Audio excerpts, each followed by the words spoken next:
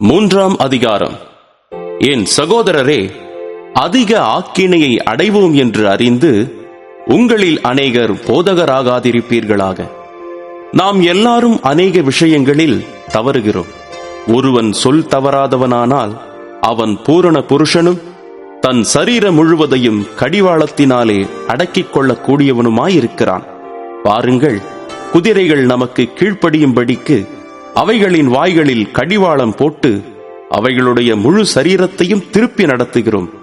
கப்பல்களையும் பாருங்கள், அவைகள் மகா பெரியவைகளாயிருந்தாலும் கடுங்காற்றுகளால் அடிபட்டாலும் அவைகளை நடத்துகிறவன் போகும்படி யோசிக்கும் இடம் எதுவோ அவ்விடத்திற்கு நேராக மிகவும் சிறிதான சுக்கானாலே திருப்பப்படும். அப்படியே நாவானதும் சிறிய அவயவமாயிருந்தும் பெருமையானவைகளை பேசும். பாருங்கள், சிறிய நெருப்பு எவ்வளவு பெரிய காட்டை கொளுத்தி விடுகிறது. நாவும் நெருப்புத்தான். அது அநீதி நிறைந்த உலகம். நம்முடைய அவயவங்களில் நாவானது முழு சரீரத்தையும் கரைபடுத்தி ஆயுள் சக்கரத்தை கொளுத்தி விடுகிறதாயும் நரக அக்கினியினால் கொளுத்தப்படுகிறதாயும் இருக்கிறது. சகலவிதமான மிருகங்கள், பறவைகள், ஊரும் பிராணிகள், நீர்வாழும் ஜந்துக்கள் ஆகிய இவைகளின் சுபாவம் மனுஷ சுபாவத்தால் அடக்கப்படும். அடக்கப்பட்டதும் உண்டு. நாவை அடக்க ஒரு மனுஷனானாலும் கூடாது. அது அடங்காத பொல்லாங்குள்ளதும் சாவுக்கேதுவான விஷம் நிறைந்ததுமாயிருக்கிறது.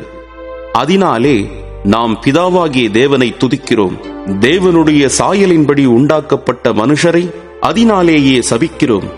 துதித்தலும் சபித்தலும் ஒரே வாயிலிருந்து புறப்படுகிறது. என் சகோதரரே, இப்படி இருக்கலாகாது. ஒரே ஊற்று கண்ணிலிருந்து தித்திப்பும் கசப்புமான தண்ணீர் சுரக்குமா? என் சகோதரரே, அத்திமரம் ஒலிவப் பழங்களையும் திராட்சை செடி அத்திப்பழங்களையும் கொடுக்குமா? அப்படியே உவர்ப்பான நீரூற்று தித்திப்பான ஜலத்தை கொடுக்க மாட்டாது.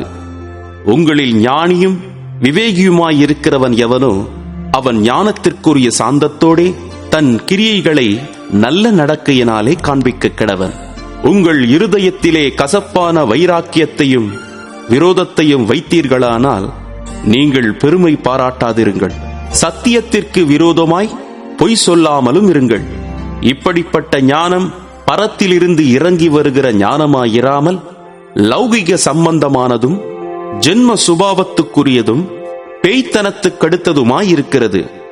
வைராக்கியமும் விரோதமும் எங்கே உண்டோ அங்கே கலகமும் சகல துர்ச்செய்கைகளும் உண்டு.